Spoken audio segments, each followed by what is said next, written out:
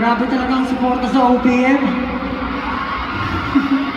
Sobrang nakakatuwa ng people dito lahat ng suporta ng OPM. Sobrang nakaka-overwhelm.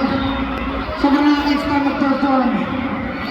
Pero una sa lahat, gusto namin pasalamatan si Ninang Pure Gold sa pag-invita sa SB19 to be part of OPM Con that will definitely be part of history. Yeah. Pwede ba sabay-sabay? Salamat Ninang Pure Gold in 3, 2, 1! Salamat, Ninang Pure Gold! Yun eh. Yun talaga yun. Grabe, maraming salamat po.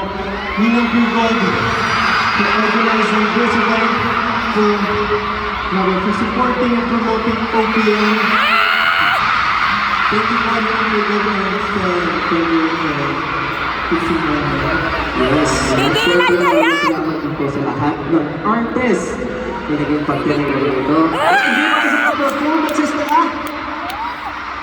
Pinag-enjoy mo yung palakpakan naman natin ang Billy! Kaya! Sundays Lola! G22! Luigi at Skasakli!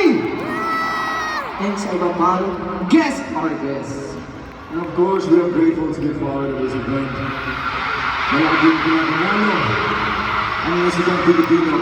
Ano yan? Para sa bawat artist na pinanalo ang mga pangarap nila, pinag-uusapan hindi niya? sumuko.